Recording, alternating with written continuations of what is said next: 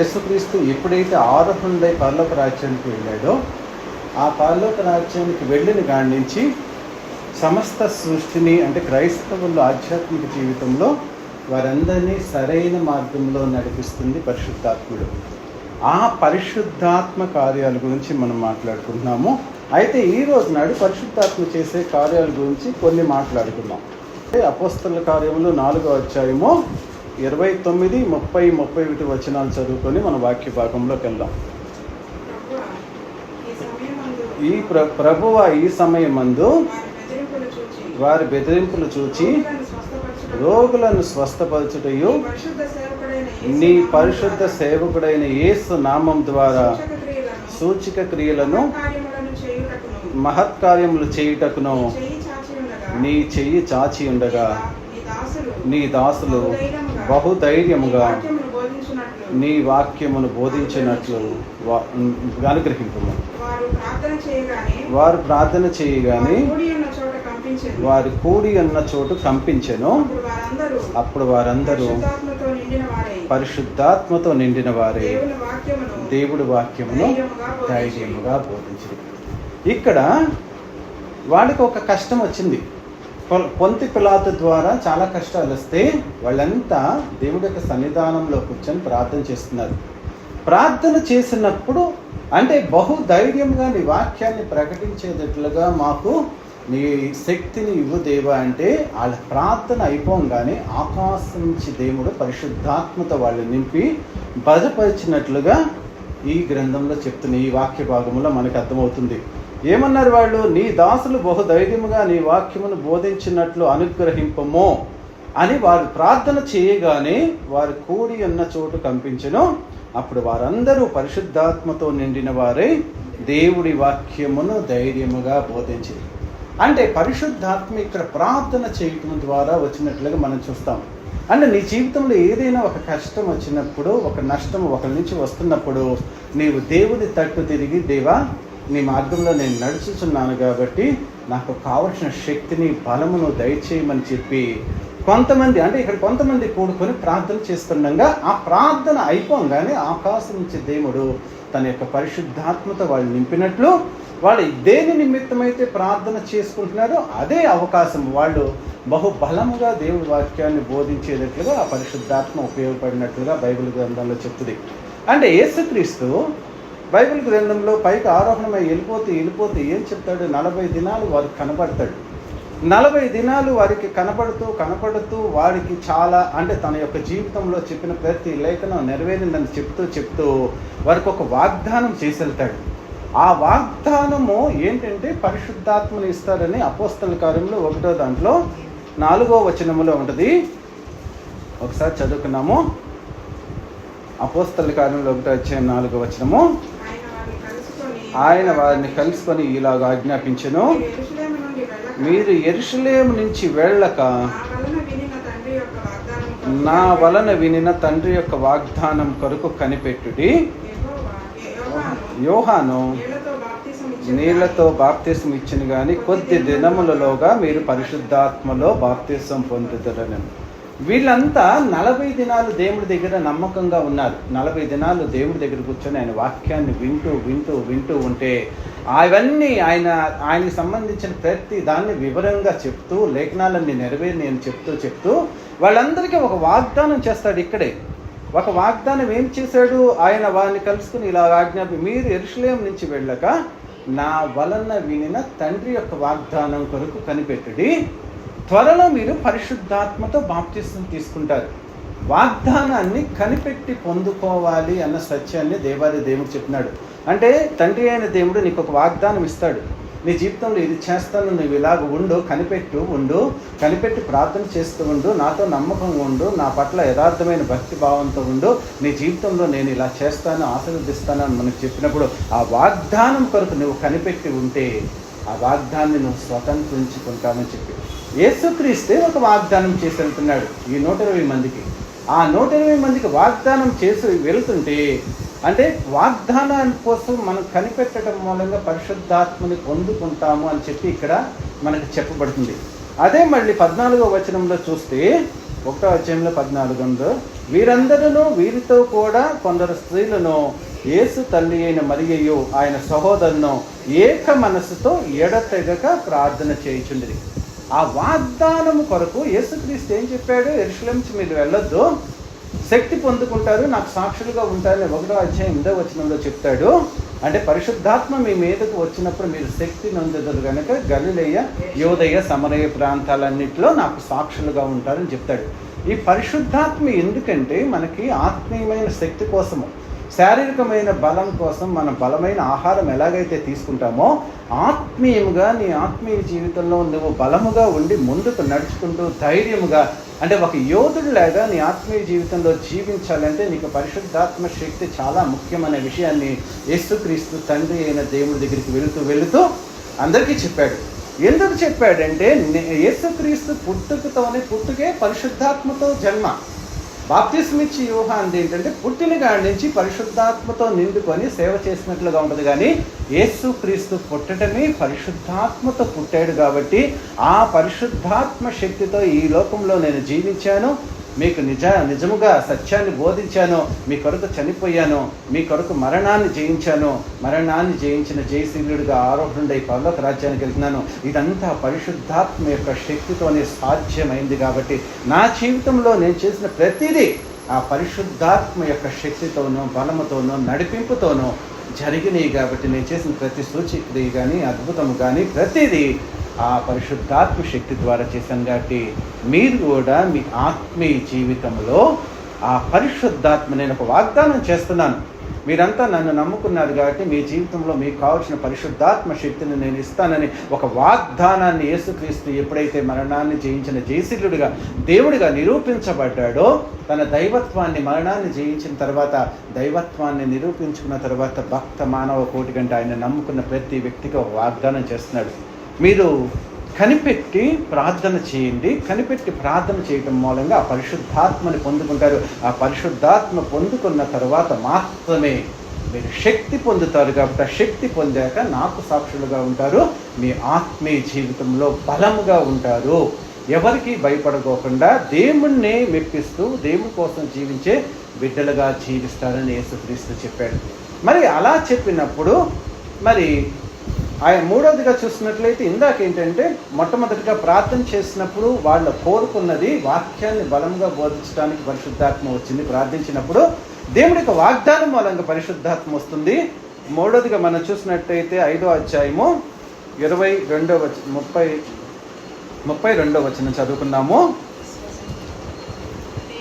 యేసును దేవుడు తనకు విధేయులైన వారికి అనుగ్రహించిన పరిశుద్ధాత్మయు ఈ సంగతులకు సాక్షులమై ఉన్నామని చెప్పాడు.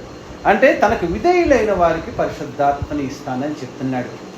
అంటే పరిశుద్ధాత్మని దేవుడు ఎవరెవరికి ఇస్తారు అని బైబిల్ గ్రంథంలో ఇక్కడ చెప్తున్నాడంటే తనకు ప్రార్థన చేసిన వారికి ఇస్తాడు, తను చెప్పిన వాగ్దానం కొరకు కనిపెట్టి ఉండి ఆయన శక్తి కోసం ప్రార్థించి కూడుకొని ప్రార్థన చేసి ఆయన కోసం కనిపెట్టి మనసు నీకుంటే ఇస్తాడు.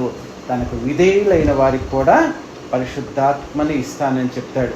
ఇంకొకటి చూసుకుంటే మనము యోహాను సువార్త 14వ అధ్యాయంలో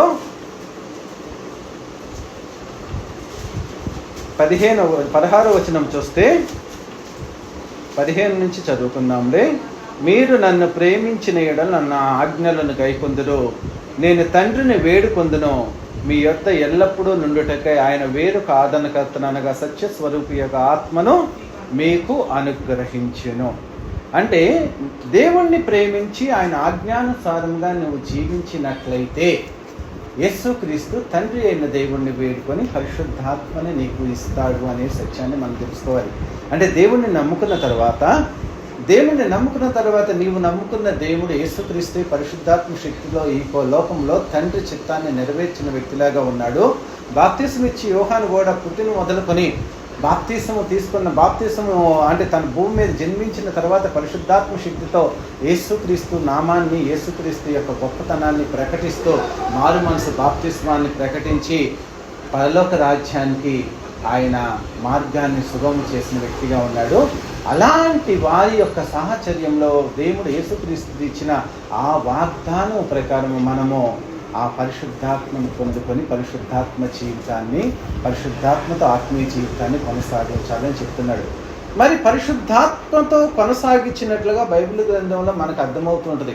అపోస్తలుల కార్యం దగ్గర నుంచి మీరు చదవండి, ప్రకటన గ్రంథం ద్వారా ప్రతి చోట పరిశుద్ధాత్మతో నింపబడినట్లుగానే ఉంటుంది. పేతురు అయితే పరిశుద్ధాత్మతో నిండుకొని వాడై ఉంటుంది, స్టెఫను కూడా పరిశుద్ధాత్మతో నిండుకొని వాడై ఉంటుంది, పౌలు కూడా పరిశుద్ధాత్మతో నిండుకొని వాడై ఉంటుంది. ఆఖరికి పద్మస దీవులో పరవాసిగా ఉన్న యోహాను అనే భక్తుడు కూడా ఆత్మవసుడనై ఉండగా అంటే, ప్రభు దినమందు ఆత్మవసుడనై ఉండగా అంటే, అంటే మనము యాంత్రికంగా ఏదో యథాలాపమైన జీవితాన్ని క్రైస్తవులుగా జీవిస్తున్నాం, కానీ పరిశుద్ధాత్మ యొక్క శక్తితో ఆత్మీయ జీవితాన్ని జీవించే వాళ్ళ యొక్క జీవిత విధానమే వేరే ఉంటుంది. అంటే దేవుడు ఇచ్చిన నిబంధనని నువ్వు అనుసరిస్తున్నావు, కానీ కొత్తగా వేరే ఎవరో చెప్పింది కాదు.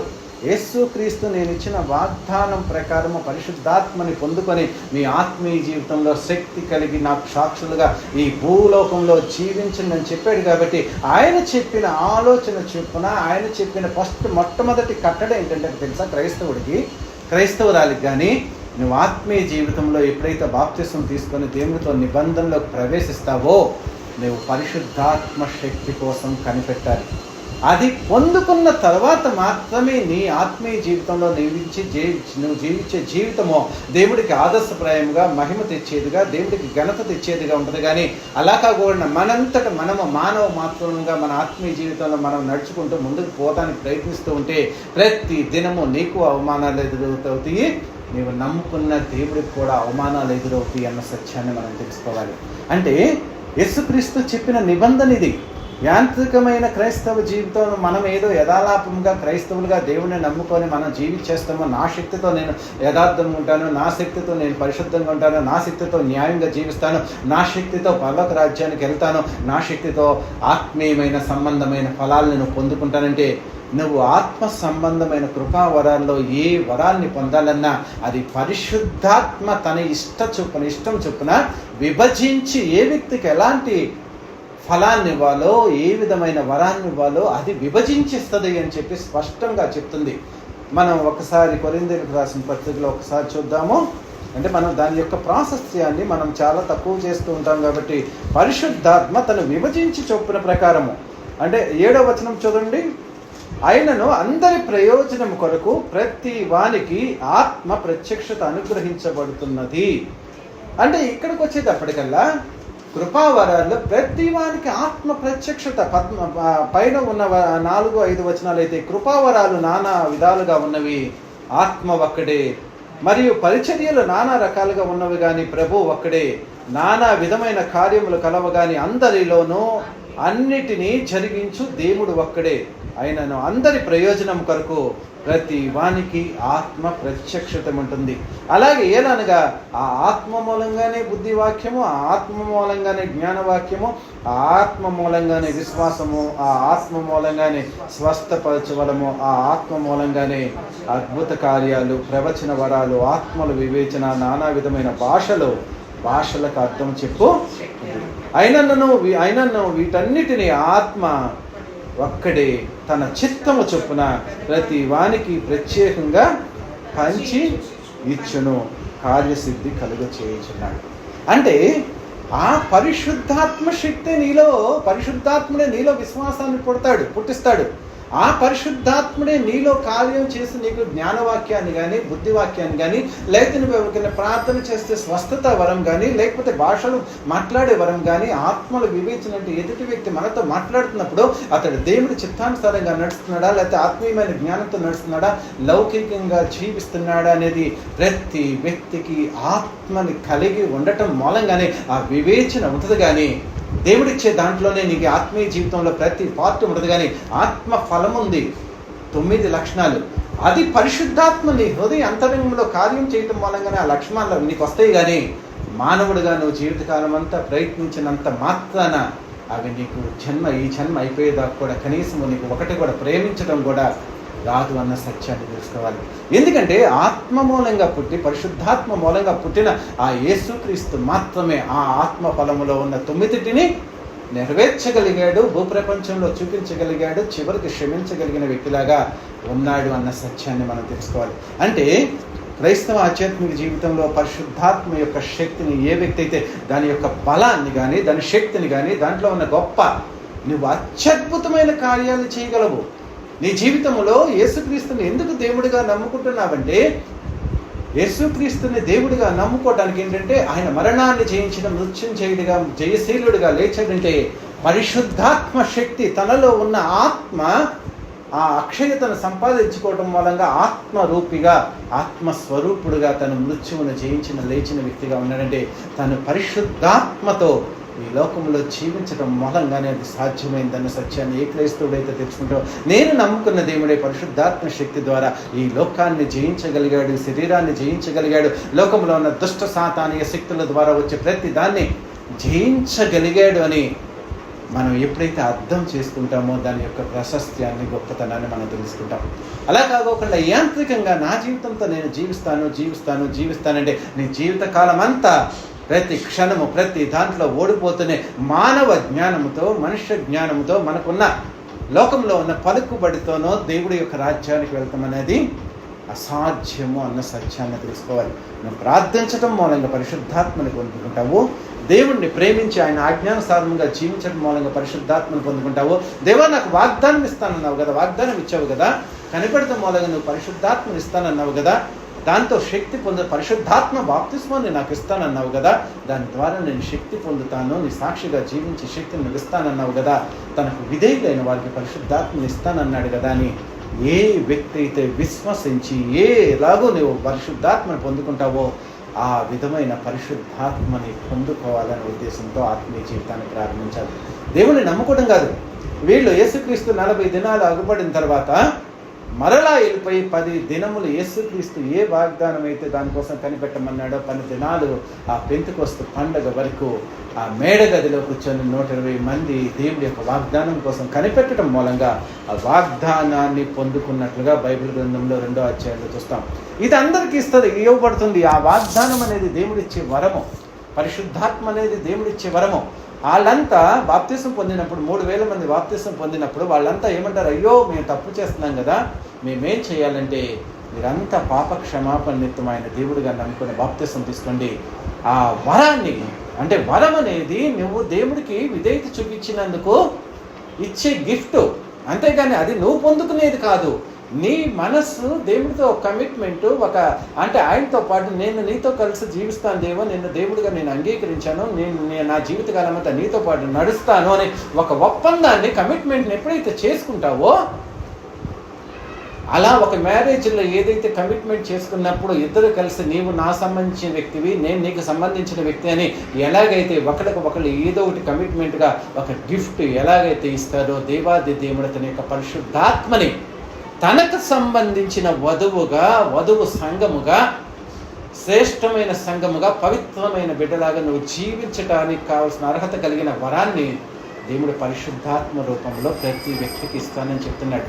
నువ్వు ఎలా ఆయన బాప్తిసం తీసుకుని ఆయన పెళ్లి చేసేసుకున్న తర్వాత ఆయనతో కలిసి జీవితాన్ని జీవిస్తానన్న తర్వాత నీకు నచ్చినట్లుగా శారీరకమైన జీవితాన్ని జీవిస్తుంటే ఆ జీవితం మూలంగా ఆయనకి ఎక్కడ అవమానం వస్తుందనో ఆ అవమానం పొందటానికి ఆయన ఇష్టం లేక ఆయన శక్తిని, ఆయన బలాన్ని, ఆయన యొక్క రూపంలో ఉన్న పరిశుద్ధాత్మను నీకు ఇచ్చి సర్వ సత్యంలోకి నడిపిస్తూ యేసుక్రీస్తుని పోలిన ఆధ్యాత్మికమైన జీవితాన్ని, అంటే దేవుడు నిన్ను నమ్ముకుంటున్నావో, బాప్తిసం తీసుకున్నావో, ఆయన ఒప్పుకుంటున్నావు, మంచిగా జీవిస్తానని కమిట్మెంట్ చేసుకుంటున్నావు కాబట్టి ఆ కమిట్మెంట్ని నిలబెట్టవలసిన బాధ్యత ఎలాగైతే ఈ లోకంలో యజమానులకు ఉంటుందో అలాంటి యజమానిగా యేసుక్రీస్తు నీ బాధ్యతని తను తీసుకొని పరిశుద్ధాత్మ అనే వరాన్ని నీకు ఉచితంగా ఇచ్చి, ఒక బలమైన ఆత్మని నీకు తోడుగా ఇచ్చి, నీకు ఒక అంగరక్షకుడుగా, ఒక సేఫ్ గార్డ్గా, ఒక నీకు ప్రొటెక్షన్గా ఇచ్చి నిన్ను ఆదరిస్తూ నిన్ను ముందుకు నడపడానికి దేవాది దేవుడు పరిశుద్ధాత్మను ఇచ్చాడు.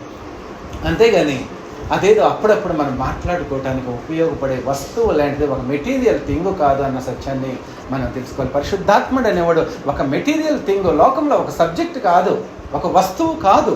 అది దేవుడు తన్ను ప్రేమించిన వాడికి దేవుడు ఇచ్చే గిఫ్ట్. దాని ద్వారా నువ్వు సర్వసత్యంలోకి నడిపించబడుతూ దేవుడి యొక్క ఆజ్ఞానుసారంగా జీవిస్తూ దేవుడికి బలమైన సాక్షిగా ఉంటూ దేవుడి యొక్క రాజ్యాన్ని ఈ లోకంలో కడుతూ దేవుడి యొక్క రూపంలోకి, స్వరూపంలోకి నువ్వు సంతరించుకొని దేవుణ్ణి పోలిన బిడ్డలాగా రూపాంతరం చెందించే ప్రక్రియే. పరిశుద్ధాత్ముడు నీలో నివసిస్తున్నాడంటే, ఆ ఆత్మ స్వరూపము నీలోకి వచ్చేసిందంటే, దేవుడి యొక్క పరిశుద్ధత నీలోకి వచ్చిందంటే, దేవుడి యొక్క రూపము అంశ నీలోకి వచ్చిందంటే, నీ స్వరూపము దేవుడిలోకి రూపాంతరము చెందబడుతూ ప్రక్రియ స్టార్ట్ అవుతున్నట్టు. అలా కాకుండా దేవుడు మన పరిశుద్ధాత్మని అసలు మన శరీరంలోకి రానివ్వకపోతే, దేవుడి యొక్క స్వరూపం నీలో సంతరించుకోవాలని దేవుడు వరముగా నీకు ఇచ్చి నిన్ను నడిపించుకోమంటే, మనము దాన్ని యాక్సెప్ట్ చేయకోకుండా లోపల ఇస్తాడు దేవుడు, కానీ ఎక్కడో ఉంచేసేసి నువ్వు అవసరం లేదు, ఈ లోకంలో నేను జీవించాలి కాబట్టి నాకు నచ్చినప్పుడు నేను అడుగుతాను, అప్పుడు కావలసిన శక్తిని, బలాన్ని ఇవ్వు, నేను నీకు నచ్చినట్లుగా అప్పుడు మాత్రమే ఉంటాను, మిగతా నా శరీరమైన కోరికల్ని నాకు నచ్చినట్లుగా నేను జీవిస్తానని ఆ ఆత్మని ఆర్పివేస్తున్నారన్న సత్యాన్ని తెలుసుకోండి. అంటే పరిశుద్ధాత్మ లేకోకుండా నీ జీవితంలో ఏది జరగదన్న సత్యాన్ని తెలుసుకొని, పరిశుద్ధాత్మ యొక్క వివరణ, పరిశుద్ధాత్మ యొక్క ప్రాముఖ్యత, దేవుడిచ్చిన వాగ్దానం కానీ దేవుడిచ్చిన వరము అన్న సత్యాన్ని తెలుసుకొని, ఆయనతో ఎప్పుడైతే కమిట్మెంట్ అయ్యావో ఆయన ఇచ్చిన వరాన్ని నువ్వు తీసుకోవాల్సిందే. అది తీసుకుంటే నీ జీవితము ఎంత అద్భుతముగా ఆశీర్వదించబడినట్లుగా ఉంటుంది అన్న సత్యాన్ని దేవాది దేవుడు చెప్తున్నాడు. మరి ఈ వరాన్ని తీసుకున్న తర్వాత మరి మనం ఏం చేస్తామనేది మన జీవితాల్లో నువ్వు సమర్పించుకున్న జీవితాన్ని బట్టి, నీ జీవితాన్ని బట్టి ఉంటుంది. అలా కాకోకుండా మరి దేవుడి యొక్క ఆధ్యాత్మిక జీవితంలో మనకు చదువుకుంటున్నప్పుడు అపోస్తల కార్యం నుంచి దేవుడి యొక్క ఆత్మ కార్యాలు స్టార్ట్ అవుతాయి. సువార్తల దాకా యేసుక్రీస్తు చేసిన పరిచర్యలు అయితే, అపోస్తల కార్యం నుంచి చివరి వరకు పరిశుద్ధాత్మ చేసే కార్యాల మీదే ఉంటాయి. పరిశుద్ధాత్మ లెక్కించాడు, పరిశుద్ధాత్మ కార్యాలు చేస్తున్నాడు. ప్రతి వ్యక్తిలో, ఒక వ్యక్తిలో మారుమనసు పొందాలన్నా, ఒక వ్యక్తి తను తప్పు చేశానని ఏడవాలన్నా, ఒక వ్యక్తి ఎదుటి వ్యక్తితో సమాధాన పడాలన్నా, ఒక వ్యక్తి క్షమించమని ఎదుటి వ్యక్తిని ప్రాధేయపడాలన్నా, ఒక వ్యక్తి సహనం కలిగి ఉండాలన్నా, ఒక వ్యక్తి తన జీవితంలో ఏ మార్పు తెచ్చుకోవాలన్నా పరిశుద్ధాత్ముడే చేస్తాడు, కానీ నీ వల్ల కాదు. మనం కొంచెంసేపు కోపాన్ని కంట్రోల్ చేసుకోగల మనిషిగా, కానీ అది ఒకసారి మన యొక్క స్థాయికి మించినప్పుడు నిన్ను నువ్వు కంట్రోల్ చేసుకోలేవు. కానీ యేసుక్రీస్తు ప్రతి దాన్ని కంట్రోల్ చేసుకొని, జాలి కానీ, దయ కానీ, సహనం కానీ, ప్రేమ కానీ, కృప కానీ, ఆయన యొక్క క్షమాపణ కానీ, చివరి దాకా ఏ సమయంలో ఒక్క సమయం కూడా బ్యాలెన్స్ తప్పుకోకుండా తండ్రి చిత్తాన్ని పరిపూర్ణంగా నెరవేర్చిన దేవుడి కుమారుడుగా యేసుక్రీస్తు ఈ లోకంలో ఉన్నాడంటే అది పరిశుద్ధాత్మ శక్తి ద్వారానే సాధ్యమైన సత్యం గుర్తుకోండి. మనము కూడా మన జీవితంలో, నీ ఆధ్యాత్మిక జీవితంలో, ఆత్మీయ జీవితంలో దేవుడికి నచ్చిన బిడ్డలాగా జీవించాలంటే, దేవుడి యొక్క ఆత్మశక్తితో నడిపించబడితే, ఆ ఆత్మశక్తితో నడిపించబడుతున్న దేవుడు నిన్ను ప్రేమించి, నిన్ను ఆశీర్వదించి తన నామ మహిమాత్మ నిన్ను వాడుకుంటాడన్న సత్యాన్ని తెలుసుకోండి. ఈ యొక్క పెంతెకోస్తు దినము నాడు ఆ పరిశుద్ధాత్మ రాగానే వాళ్ళంతా ఏం చేశారు? అప్పుడు దాకా పారిపోయారు, అప్పుడు దాకా దాక్కున్న వ్యక్తులంతా ఒకేసారి ఆ దేవుడి యొక్క శక్తితో, వాక్ శక్తి దేవుడు వాళ్ళకి అనుగ్రహించినది కొలది దేవుడి వాక్యాన్ని బహిరంగంగా ప్రకటిస్తే, పేతురు ప్రకటించాడని స్పష్టంగా ఉంటుంది, మిగతా వాళ్ళు కాదు. పేతురు అంతకుముందే ఏం చేస్తాడు? ఆయన ఎవరో నాకు తెలియదు నన్ను అని తన్ను తాను శపించుకోవటానికి కూడా ప్రయత్నించిన వ్యక్తి. యేసుక్రీస్తు ఎవరంటే, యేసుక్రీస్తు ఎవరో నాకు తెలియదు, అసలు ఆయన ఎవరో నాకు తెలియదని బొంకిన వ్యక్తిగా, దేవుడి కోసం అబద్ధం ఆడిన వ్యక్తిగా ఉన్నాడు. మరి యేసుక్రీస్తు సిలువ దగ్గర ఉన్నాడా? యేసుక్రీస్తు సిలువ దగ్గర యేసుక్రీస్తుని సిలువ వేస్తున్నప్పుడు ఒక యోహాను మాత్రమే, ఆ మరియమ్మ, మిగతా మగ్దలేని మరియ, కొంతమంది సలోమే స్త్రీలు మాత్రమే, ఒక 4-5 ఉన్నారు. కానీ మిగతా ప్రపంచంలో యేసుక్రీస్తుని వెంబడించిన ప్రతి వ్యక్తి మమ్మల్ని ఎవరు చంపేస్తాడని పిరికి వాళ్ళలాగా పారిపోయిన వ్యక్తులాగా ఉన్నాడు.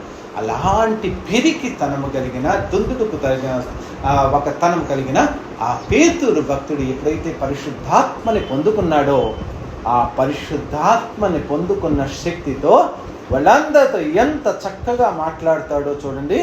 ఆ మాట్లాడేటప్పటికల్లా వాళ్ళంతా మారిపోయినట్లుగా, అంటే 13వ వచనం 14వ వచనం చదువుతాము.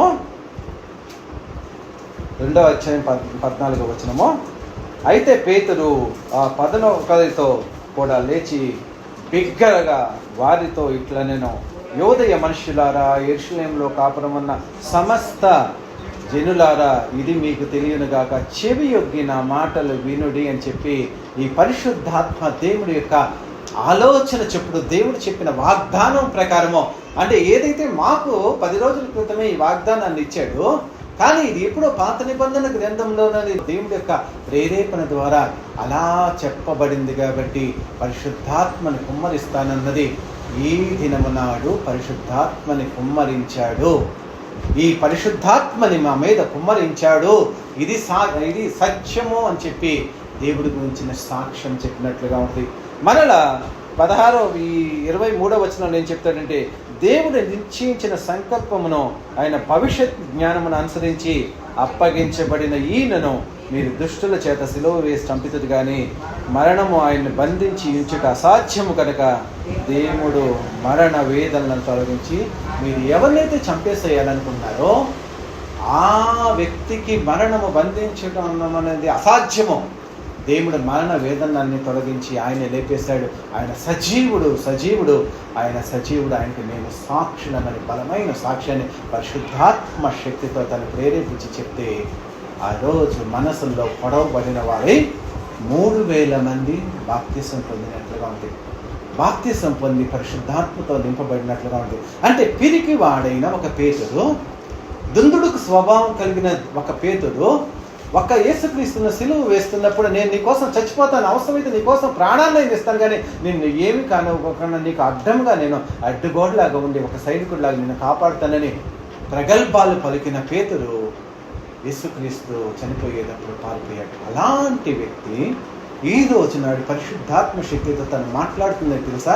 మీరు సిలువ వేసిన యేసును ఆయన మరణం అనేది ఆయన మీద అధికారం లేదు.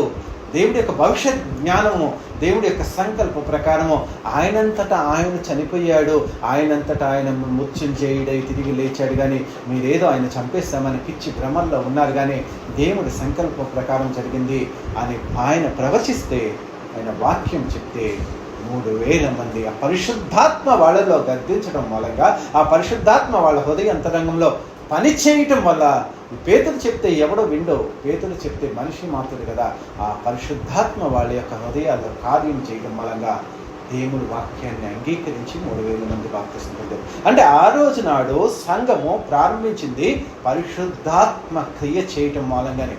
నీ పరిశుద్ధాత్మ సంఘము ఎప్పుడైతే పుట్టిందంటే పరిశుద్ధాత్మ తన క్రియని ఎప్పుడైతే ప్రారంభించడం అనేది ఈ లోకంలో యేసుక్రీస్తు ఆరోహణ వెళ్ళిపోయాక పెంతెకోస్తు దినము నాడు పరిశుద్ధాత్మ దిగిన నాడు తన క్రియని ప్రారంభించినప్పుడు 3,000 మంది మారినట్లుగా ఉంది.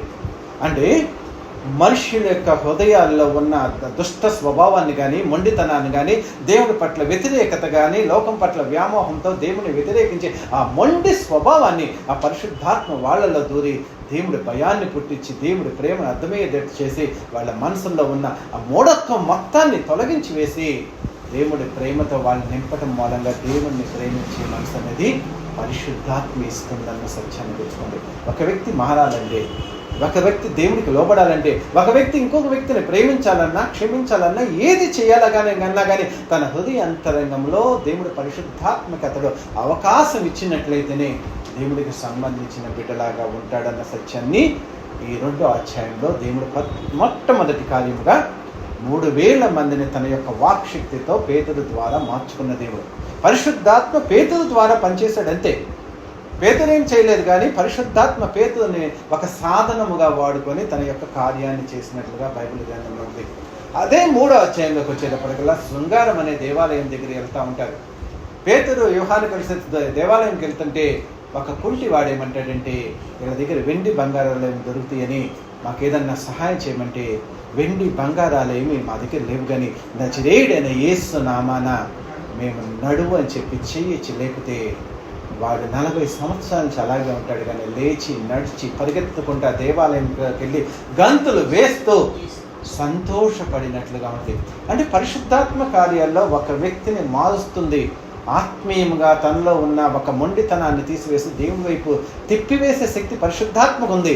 కానీ ఇదే 3వ అధ్యాయంలోకి వచ్చేటప్పటికల్లా శారీరక దౌర్బల్యంతో ఉన్న ఒక వ్యక్తి దేవాలయం మెట్ల మీద, దేవాలయం లోపలికి వెళ్ళి దేవుడిని అడగట్లేదు, కానీ దేవాలయం మెట్ల మీదే బయట ప్రపంచంలోనే తన యొక్క ఏదో అడుక్కోవడం మూలంగా తన జీవనోపాధి చేసుకోవాలనుకుంటున్నాడు. అంతేగాని తనకి స్వస్థత కావాలని కూడా లేదు. తన యొక్క భిక్షాటన చేసుకుంటూ ఆ వచ్చే డబ్బుతో తన జీవితాన్ని కడుపుకోవాలని అలవాటు పడిపోయి అదే జీవితంలో నిరాదరణకు గురైపోయి ఆధారం లేనప్పుడు పేతురు యోహానులు అదే మార్గం గుండా వెళ్తే యేసుక్రీస్తు నామాన్ని ఉచ్చరించగానే అతడి జీవితంలో అద్భుతం జరిగింది. అంటే అప్పటిదాకా ఎంతో బాధాతప్త హృదయంతో తన కుటుంబానికి వేదన భరితముగా ఉన్న ఆ వ్యక్తి జీవితంలో సంతోషం అని వచ్చేటప్పటికల్లా ఆ సంతోషాన్ని వ్యక్తం చేస్తూ దేవాలయంలోకి వెళ్ళిపోయి అతను ఏం చేస్తాడో చూడండి. 8వ వచనములో, వాడు దిగ్గున లేచి నడిచెను.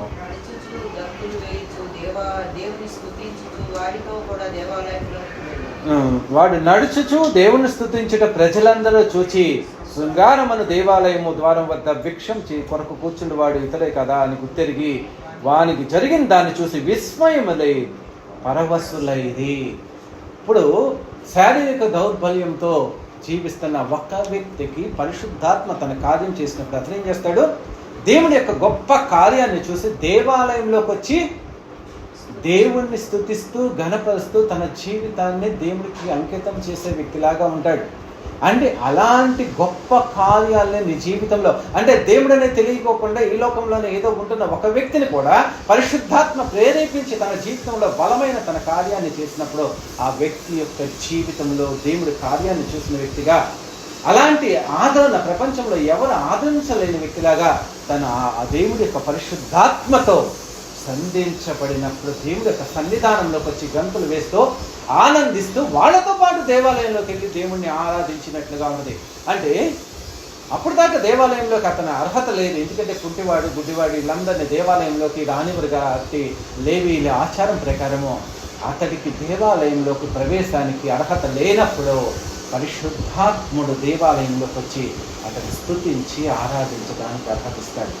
అంటే ఇలాంటి గొప్ప ఆశ్చర్య కార్యాలని పరిశుద్ధాత్ముడు నీ జీవితంలో చేస్తాడు అన్న సత్యాన్ని తెలుసుకోండి.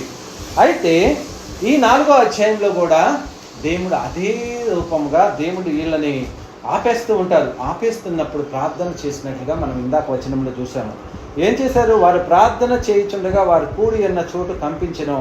అప్పుడు వారందరూ పరిశుద్ధాత్మతో నిండిన వారే. అంటే ఇతడికి జరిగిన దాన్ని బట్టి ఆ సమాజం మొత్తం వాళ్ళని అవమానపరుస్తూ ఉంటే పేతురు ఆ 4వ అధ్యాయంలో కూడా 8వ వచనంలో పేతురు పరిశుద్ధాత్మతో నిండిపోయిన వాడే ఇట్లా నేను, అంటే యేసుక్రీస్తు నామానే ఇది చేశామని చెప్తున్నాడు. అంటే 4వ అధ్యాయంలో కూడా పరిశుద్ధాత్మ ద్వారా యేసుక్రీస్తు నామాన్ని ద్వారా స్వస్థత కలిగింది. అది పరిశుద్ధాత్మ కార్యమని పేతురు ప్రకటించినట్లుగా ఉంది. అంటే పరిశుద్ధాత్మ కార్యాలు ఒక వ్యక్తి జీవితంలో రియలైజ్ చేసి బాప్తిస్మం తీసుకొని దేవుడికి నమ్మకంగా జీవించేటట్లు చేయగలదు. శారీరకమైన దుర్బల్యం నుంచి అతని యొక్క జీవితం నుంచి అతని విముక్తి కలిగించి దేవాలయంలోకి వచ్చి అతడు దేవుణ్ణి ఆరాధించేటట్లుగా చేయగలదు. తర్వాత అందరి ముందు దేవుడు యేసుక్రీస్తు నామాన మాత్రమే స్వస్థత ఉంది, యేసుక్రీస్తు నామాన మాత్రమే రక్షణ ఉన్నది, ఇంకా ప్రపంచంలో ఏ వ్యక్తి ద్వారా లేదని స్పష్టముగా ఈ 10, 11, 12 వచనాలు మనం చూసినట్లయితే ఒకసారి చదువుకుందాము. మీరందరూ ఇశ్రాయేలు ప్రజలందరూ తెలుసుకున్నటకు దేమనగా మీరు సిలువ వేసినట్టు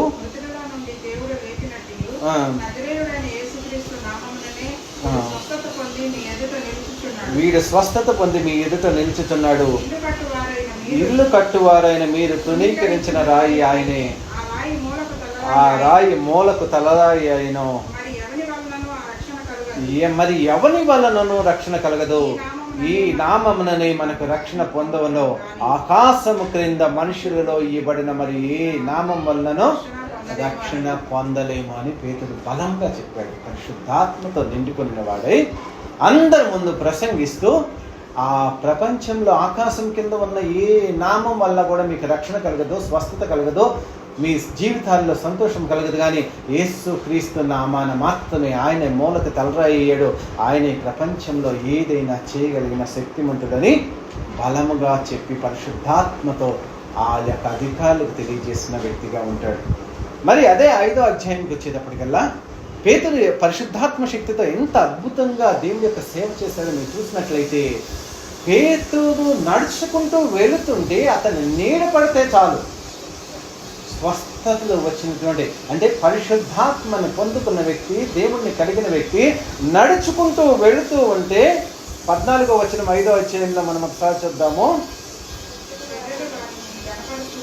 ప్రజలు వారిని గణపరచుచుండిరి, పురుషులను స్త్రీలను అనేకులు మరి ఎక్కువగా విశ్వాసులై ప్రభు పక్షమున చేర్చబడి, అందుచేత ఇప్పుడు వీళ్ళంతా కనపరిచినప్పుడు పేతురు వచ్చుచుండగా జనులు రోగులను వీధుల్లోకి తెచ్చి వారిలో ఎవని మీదనైనను అతని నీడ అయినను పడవలనని మంచముల మీదను పరుపుల మీదను వారిని ఉంచిరి.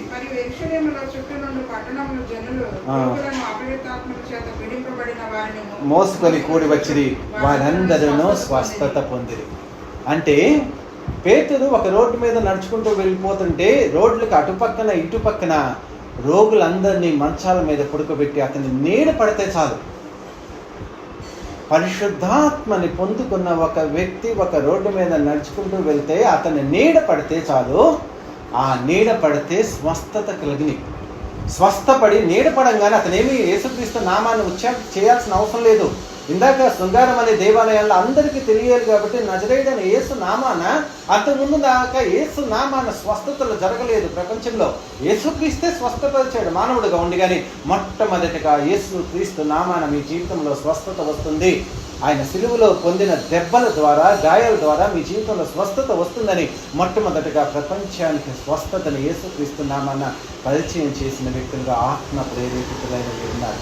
ఇక్కడైతే ఇందాక ప్రకటించేశాడు యేసుక్రీస్తు నామాన స్వస్థత ఉన్నది, కానీ పరిశుద్ధాత్మ పొందిన పేతురు నడుచుకుంటూ వెళ్తూ ఉంటే రోడ్డుకి అటుపక్కన ఇటుపక్కన మంచాల మీద రోగులు పడుకొని ఉంటే ఈయన నీడ, అంటే రోడ్డు మీద నడుచుకుంటూ వెళ్తున్నప్పుడు ఎడం పక్క నుంచి నీడ పడితే కుడి పక్కన ఉన్నవాడు అతనికి ఎడం పక్కన కుడి పక్క నుంచి నీడ పడుతున్నప్పుడు ఎడం పక్కన మంచాల మీద ఉన్నవాళ్ళు నీడ పడితే వాళ్ళు స్వస్థత పొందారు. ఇతడు ఇటు నడుస్తున్నప్పుడు ఇటు పక్కన అయితే ఎండ ఉన్నదో అటు ఆపోజిట్గా వాళ్ళు మంచాలను వేసినప్పుడు మంచాల మీద స్వస్థతలు అందరూ పొందినట్లుగా ఆత్మలంతా వెళ్ళిపోయినట్లుగా ఆయన నీడ పడితే చాలు స్వస్థత. అంటే పరిశుద్ధాత్మని పొందిన వ్యక్తులు యేసుక్రీస్తు మాట మాత్రము సెలవిస్తే స్వస్థత పొందారు. యేసుక్రీస్తు స్వస్థత కలుగును గాక అంటే స్వస్థత పొందారు. కానీ నాకంటే ఎక్కువ కార్యాలు మీరు చేస్తారని యేసుక్రీస్తు చెప్పాడు. అదే పరిశుద్ధాత్మ శక్తితో పేతురు భక్తుడు చేసినట్లుగా ఉంది. రోగులను అపవిత్రాత్మ చేత పీడింపబడిన వారిని మోసుకొని కూడి వచ్చిరి, వారందరూ స్వస్థత పొందిన. దెయ్యాలు పట్టిన వాళ్ళు కూడా ఇతడిలో ఉన్న పరిశుద్ధాత్మ శక్తితో గర్దించగానే ఆ దెయ్యాలు కూడా వదిలి వెళ్ళిపోయినట్లుగా ఉంది. అంటే అంత అత్యద్భుతముగా దేవుడి నామాన్ని ప్రకటించినట్లుగా ఉంది. అంటే దేవుడి యొక్క కార్యాలు, పరిశుద్ధాత్మ కార్యాలు ఈ మొదటి 10 అధ్యాయాలు మీరు తర్వాత చదువుకోండి. ఎంత అత్యద్భుతంగా ఉంటుందంటే తర్వాత సంఘాలలో 6వ అధ్యాయంలో అయితే సంఘాలలో పెద్దలుగా ఎవరిని పెట్టాలంటే పరిశుద్ధాత్మతోనూ విశ్వాసముతోనూ నిండుకొనిన వ్యక్తుల్ని మాత్రమే సంఘాలలో పెద్దలుగా పెట్టాలి. యథాలాపమైన ఏదో సంఘంలో సమాజంలో గొప్పగా డబ్బున్న వాళ్ళు లేదా పేరు ప్రఖ్యాతలు ఉన్న వాళ్ళు గొప్ప కులంలో ఉన్న వాళ్ళనో సంఘాలను నడిపించడానికి పెట్టకూడదు. కానీ విశ్వాసముతోనూ పరిశుద్ధాత్మతోనూ సమాజంలో మంచి పేరు కలిగిన వ్యక్తుల్ని సమాజంలో ప్రతినిధులుగా పెద్దలుగా పెట్టాలని, ఆ పరిశుద్ధాత్మ యొక్క ఆవశ్యకత సమాజంలో సంఘంలో ఎలాగుండాలనేది 7వ అధ్యాయంలో 6వ అధ్యాయంలో చెప్తారు. 7వ అధ్యాయంలో స్టెఫను పరిశుద్ధాత్మతో నిండుకొని సంఘటి సభ ఎదుట దేవుడి యొక్క గొప్ప ఔన్నత్యాన్ని తెలియజేసిన వ్యక్తిగా ఆ పరిశుద్ధాత్మ ప్రేరేపణతో ఆడు రాళ్ళు కొట్టి చంపుతున్నప్పుడు పరలోకమందున్న దేవుణ్ణి ప్రత్యక్షంగా ఈ స్టెఫన్ని చంపేస్తున్నప్పుడు ఆకాశంలో తండ్రి కుడిపాస్తున్న కూర్చున్న యేసుక్రీస్తు కూడా లేచి అతన్ని చూసినట్లుగా బైబిల్ గ్రంథంలో ఉంది. అంటే ఒక కార్యం ఇక్కడ జరుగుతుంటే పరిశుద్ధాత్మ పరలోకంలో ఉన్న పరలోక రాజ్యం పరలోకంలో తెరవబడటం, ఆ పరలోకంలో తండ్రి కుడిపార్శ్వములో ఉన్న యేసుక్రీస్తుని కూడా చూసే ఎంత గొప్ప ఔన్నత్యమో నీలో ఉన్న పరిశుద్ధాత్మ నీ ఆత్మీయమైన మనోనేత్రాన్ని తెప్పించి నీకు తెలియచేస్తాడు అన్న సత్యాన్ని తెలుసుకోండి. ఇదొకటి చదువుకొని ముగించుకున్న అపొస్తలుల కార్యములు 7వ అధ్యాయంలో 54వ వచనములో చదువుకున్నాము. వారి మాటలు విని చదువు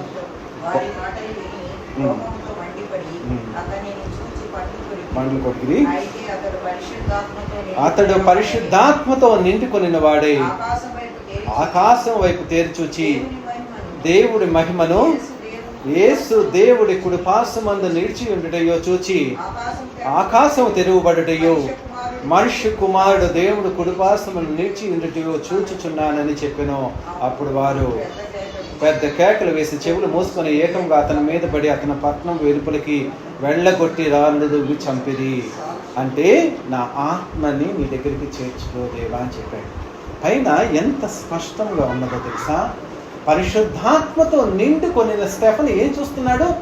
ఈ లోకంలో ఎదుర్కొన్న మనుషులు చూస్తలేదు. మనుషుల్లో లోకంలో ఉన్నదాన్ని చూసుకోకుండా ఆకాశము తెరువబడి దేవుడి మహిమ, ఆకాశములో పరలోక రాజ్యం దేదీప్యమైన కాంతివంతంగా ఎంత అద్భుతమైనదంటే బ్రతికి ఉండగానే పరలోక రాజ్యం యొక్క మహిమను చూస్తున్నాడు. ఆ పరిశుద్ధాత్మని మనోనేత్రాన్ని తెప్పించినప్పుడు ఆకాశం తిరుగుబడి ఆకాశంలో దేదీప్యమానమైన పరలోక రాజ్యం యొక్క మహిమని నువ్వు ఈ లోకంలో ఉండగానే చూడగలిగిన శక్తిని ఆ పరిశుద్ధాత్మ ఇస్తుంది. దేవుడి తండ్రి యొక్క కుడి పార్శ్వన కూర్చొని యేసుక్రీస్తు చూస్తూ ఉండటము, నిలిచి ఉండట, కుడి పార్శ్వన నిలిచి ఉండట చూస్తున్నా అంటే ఇతడు తన కోసము ప్రాణ త్యాగం చేస్తూ హతసాక్షి అవుతుంటే యేసుక్రీస్తు తర్వాత ప్రపంచంలో యేసుక్రీస్తు కోసం ఆయన హతసాక్షి మొట్టమొదటి ఎవరంటే స్టెఫెనే. దేవుడి కోసం చనిపోయాడు సాక్షిగా. అంటే యేసుక్రీస్తు ఎలాగైతే చంపబడ్డారో ఒక నీతిమంతుడిగా చంపబడుతున్నప్పుడు ఆకాశము తెరవబడింది. ఆకాశంలో తండ్రి కుడిపార్శ్వన కూర్చొని ఉన్నాడు. కానీ ఇతడు చనిపోవటం చూసి స్టాండింగ్ ఓవేషన్ అంటారు కదా, ఈ లోకంలో ఒక గొప్ప పని, ఒక స్టేడియంలో ఒక వ్యక్తి సెంచరీ కొట్టిన ఎంతో అద్భుతంగా ఉంటే స్టాండింగ్ ఓవేషన్. అతను వెళ్తున్నప్పుడు ఎలాగైతే నిలిచి అందరూ చప్పట్లతో అతన్ని ఎంత సగౌరవంగా పంపుతారు అనేది, అలాంటి స్టాండింగ్ ఓవేషన్ దేవాది దేవుడు యేసుక్రీస్తు పరలోక రాజ్యంలో ఈ స్టెఫెను కోసం వచ్చినట్లుగా ఉంది.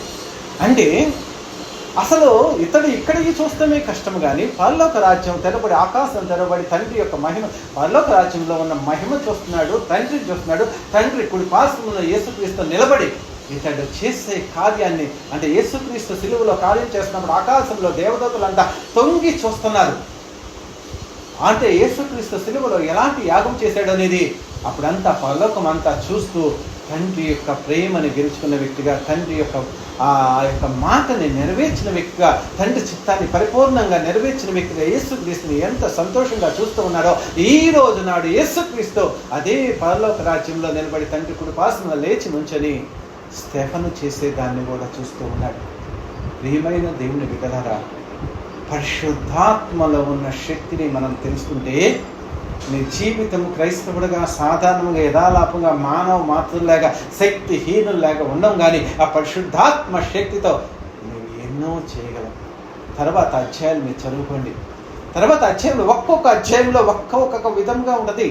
ఒక్కొక్క విధముగా ఫిలిప్పు చేసేది కానీ, సౌలు చేసేది కానీ, పేతురు చనిపోయిన ఒక వ్యక్తిని కూడా లేపేస్తాడు, తబిత అనే వ్యక్తిని.